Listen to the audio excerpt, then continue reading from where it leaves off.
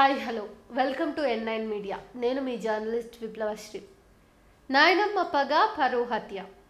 అసలు నాయనమ్మ చేయించిన పరువు హత్య ఇది.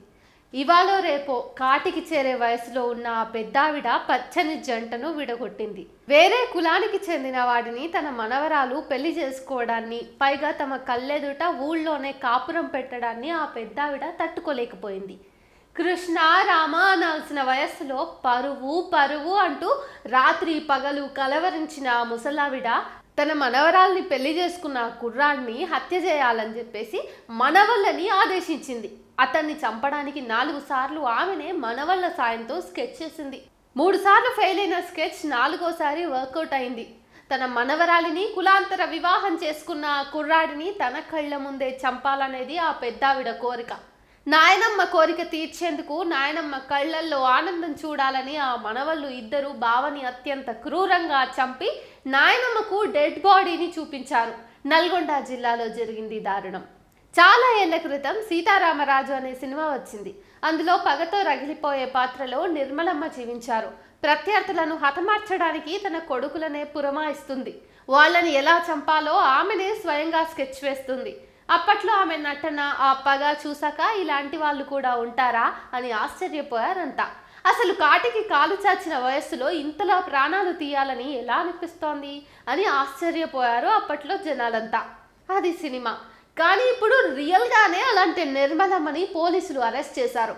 65 ఏళ్ల నిర్మలమ్మ అసలు పేరు బుచ్చమ్మ.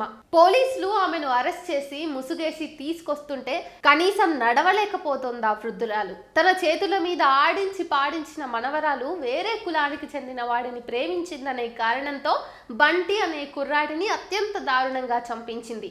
ఇదిగో చంపాను చూడు అంటూ కారులో మృతదేహాన్ని ఇంటికి తెచ్చి మరీ ఆ వృద్ధురాలికి చూపించారు ఆమె మనవళ్ళు. మృతదేహాన్ని చూశాక శభాష్రా మనవళ్ళు అంటూ ఆ వృద్ధురాలు వారిని మెచ్చుకుంది. నా పరువు కాపాడారు మీరిద్దరూ అంటూ రక్తంతో తడిసిన తన మనవళ్ళ చేతులు చూసి, ఆ చేతుల్లో ఉన్న బంటి రక్తాన్ని చూసి ఆనందంతో నాట్యం వేసింది. తన ఆఖరి కోరిక తీర్చినందుకు మనవళ్ళని ముద్దాడింది.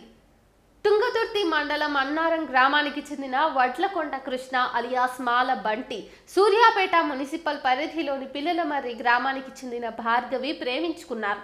3 ఏళ్ల పాటు ప్రేమలో ఉన్న వీరిద్దరూ కులాలు వేరు కావడంతో భార్గవి ఇంట్లో వారు వీరి ప్రేమను అంగీకరించలేదు.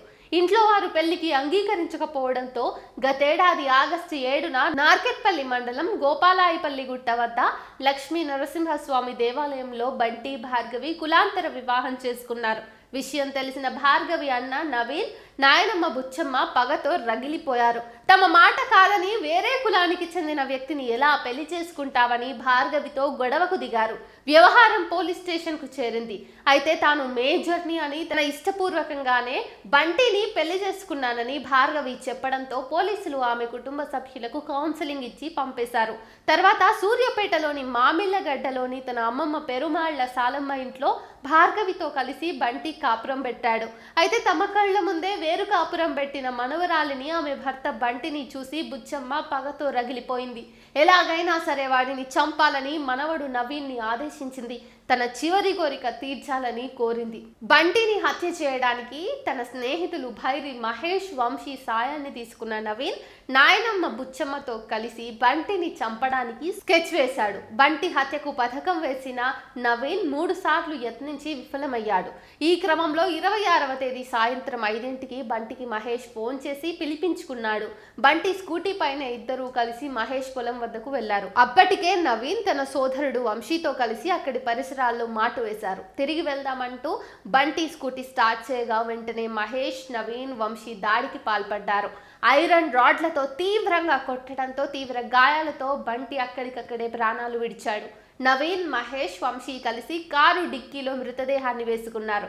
నేరుగా ఆత్మకూరు మండలం పాత సూర్యాపేట గ్రామానికి వెళ్లి బంధువుల ఇంట్లో ఉన్న నవీన్ నాయనమ్మ బుచ్చమ్మకు చూపించారు. మృతదేహాన్ని చూసిన బుచ్చమ్మ శభాష్ అంటూ మనవళ్లను అభినందించింది. చివరకు పిల్లల మరి శివారిలో బంటి శవాన్ని పడేశారు. ఈ కేసుకు సంబంధించి భార్గవి సోదరులు నవీన్, వంశీ, తండ్రి సైదులు, నాన్నమ్మ బుచ్చమ్మ, స్నేహితులు చరణ్, వంశీని అరెస్ట్ చేశారు.